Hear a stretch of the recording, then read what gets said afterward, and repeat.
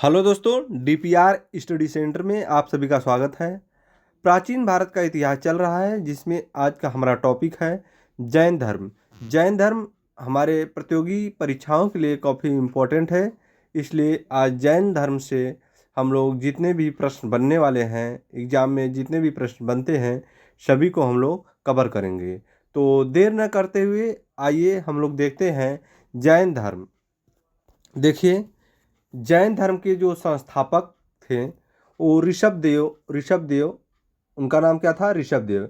जैन धर्म के संस्थापक कौन थे? तो ऋषभदेव आदिनाथ, जिन्हें आदिनाथ के नाम से भी जाना जाता था।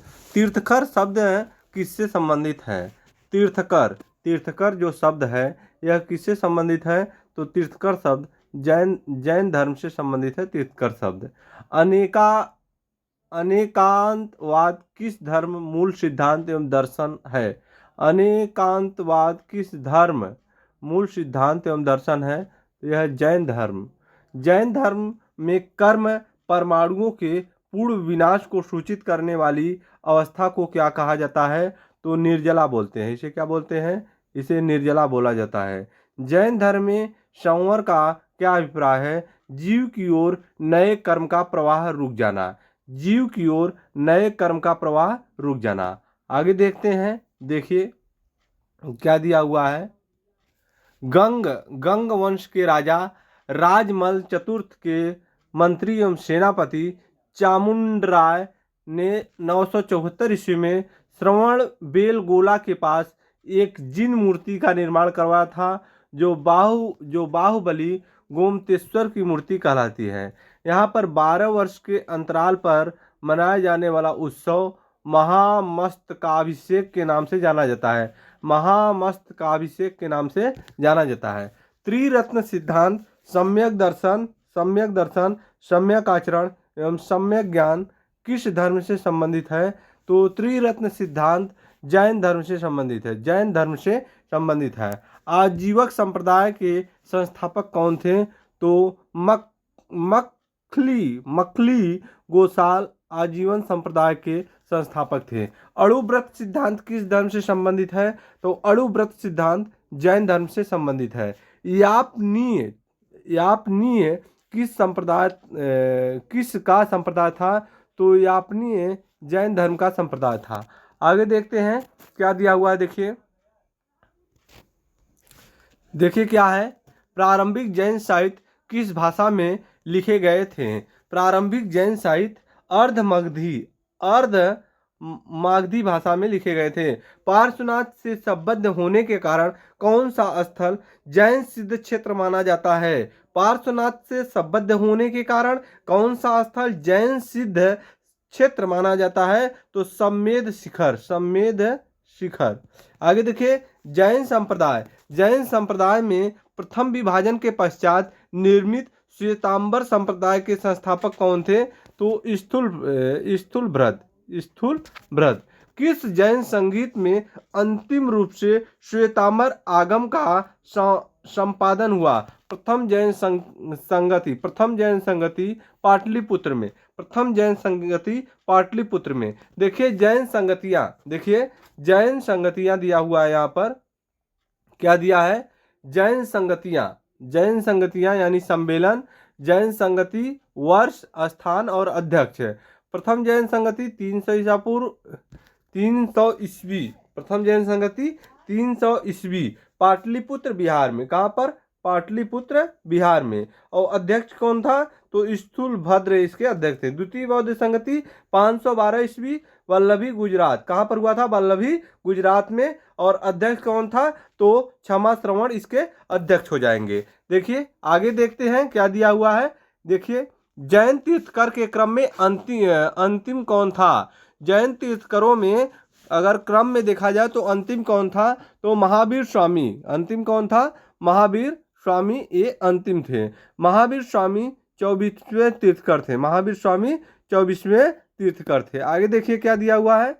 इनका जन्म देखिए। इनका जन्म हुआ था कब? 540 ईस्वी पूर्व इनका जन्म हुआ था। जन्म स्थल वैशाली के कुंडल ग्राम के निकट बिहार। वैशाली के कुंडलग्राम के निकट, जो कि बिहार में पड़ता है। इनके पिता सिद्धार्थ वज्जी संघ के कुंडलग्राम के ज्ञात्रिक क्षत्रिय कुल के प्रधान थे।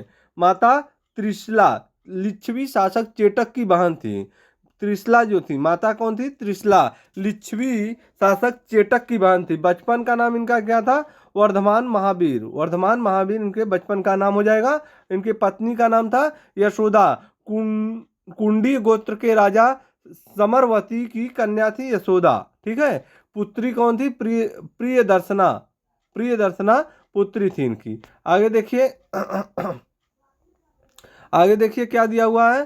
प्रमुख उपाधि केवलिन, कैवल्य, सर्वोच्च ज्ञान प्राप्त व्यक्ति, जिन मतलब विजेता, जिन का ये पूछा जाता है कि जैन धर्म में जिन का क्या अर्थ है। क्या पूछा जाता है? एक क्वेश्चन आया हुआ है कि जैन धर्म में जिन का क्या अर्थ है। तो जैन धर्म में जिन का अर्थ विजेता है। निर्ग्रंथ, बंधन रहित, अहत, पूज्य।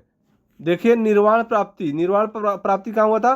पावापुरी राजगृह बिहार में हुआ था। 72 वर्ष की आयु में 468 ईस्वी पूर्व सस्तीपाल के यहाँ मल्ल गणराज्य के प्रधान का शासित क्षेत्र था। आगे देखते हैं क्या दिया हुआ है। देखिए क्या है। स्यादवाद सिद्धांत किससे संबंधित है?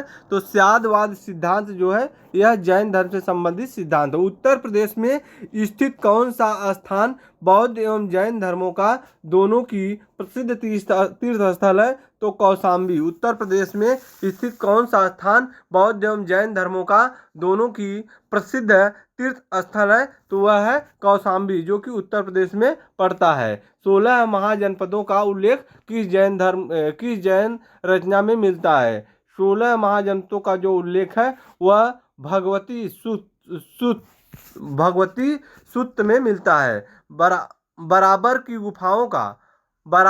गुफाओं का निर्माण किस लिए किया जाता है? तो आजीविकों का आवास के लिए बराबर की गुफाओं का निर्माण किया जाता है। पार्श्वनाथ द्वारा प्रतिपादित 4 महाव्रतों में महावीर स्वामी ने 5वें महाव्रत के रूप में क्या जोड़ा? ब्रह्मचार्य। 5वें महाव्रत के रूप में क्या जोड़ा? ब्रह्मचार्य। आगे देखते हैं क्या दिया हुआ है। देखिए आगे क्या है। महावीर स्वामी ने अहिंसा सत्य